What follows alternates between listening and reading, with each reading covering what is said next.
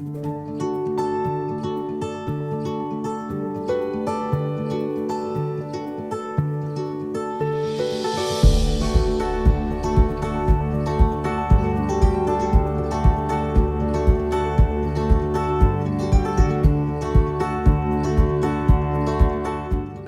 is my pleasure to turn the mic over to our Senior Director of Development, Lori Hennigan, who will introduce our dear friend and donor, Mary Ann Ebbeler.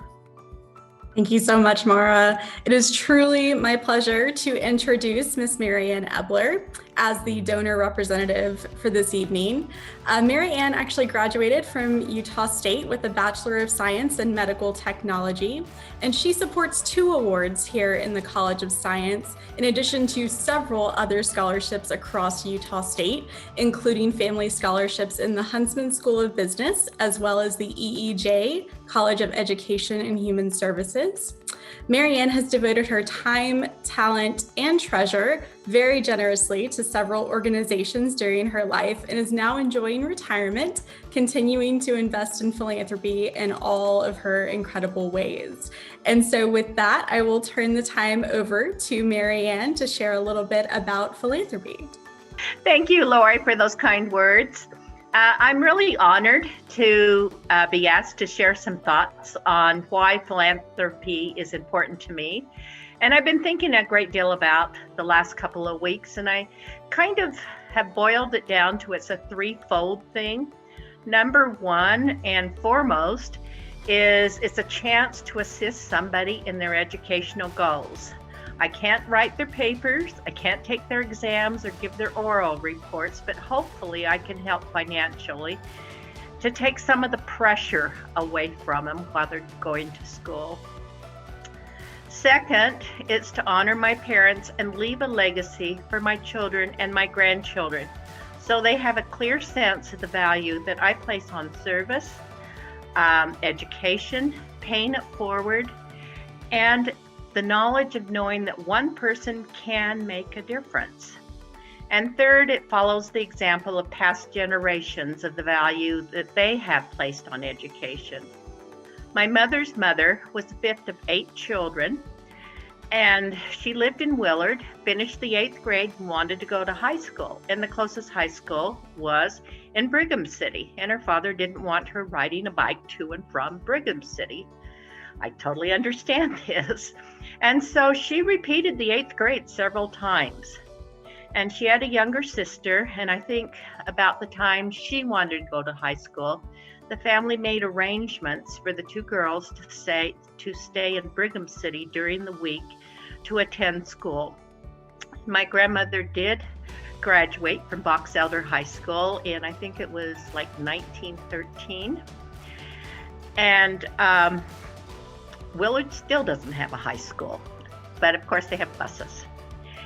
And my father's grandparents also had 8 children, but they lived in Hinckley, Utah.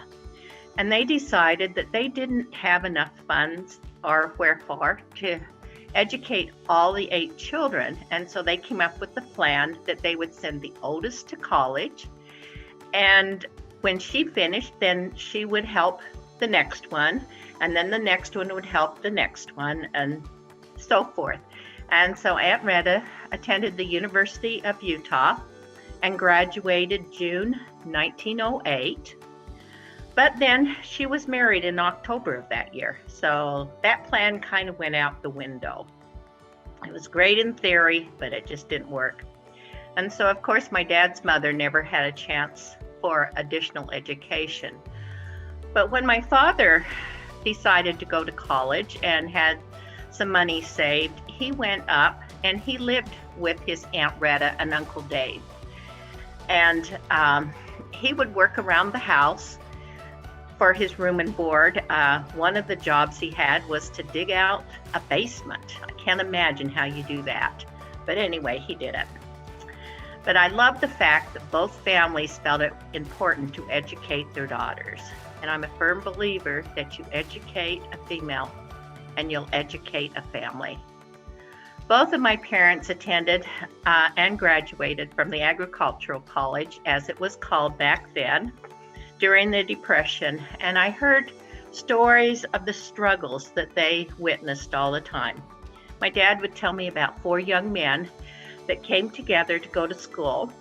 2 of them would attend the college for a quarter. That's how they differentiated things way back then.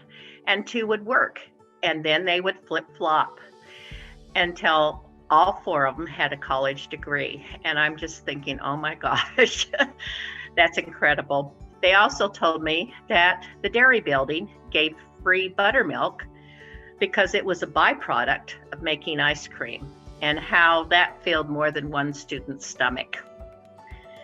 Years ago, my parents established a scholarship, like Lori said, in my mom's name.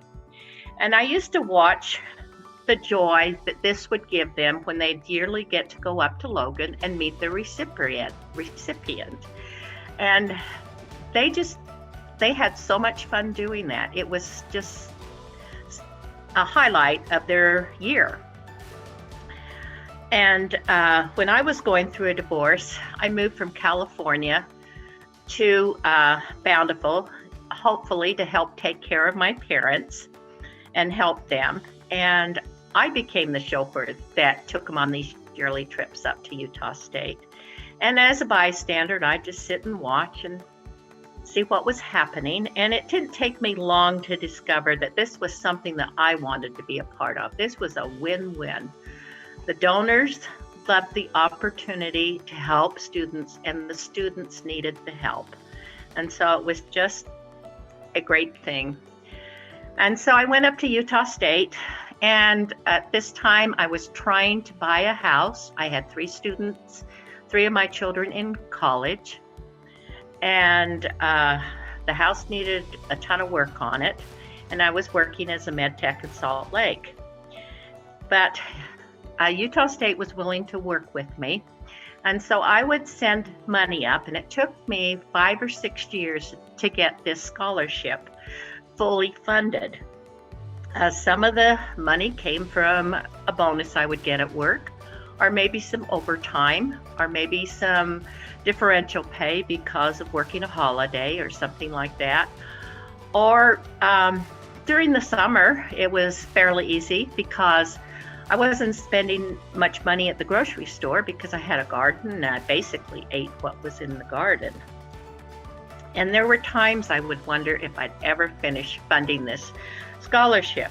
But I can honestly tell you that none of the sacrifices I made have I ever regretted. So no matter what the year presents, and 2020 has been something else, you always know that you will help one person to reach their goal of getting closer to a college education. And this just brings me great happiness and joy. And I'm sure that's the way the other donors also feel. Thank you.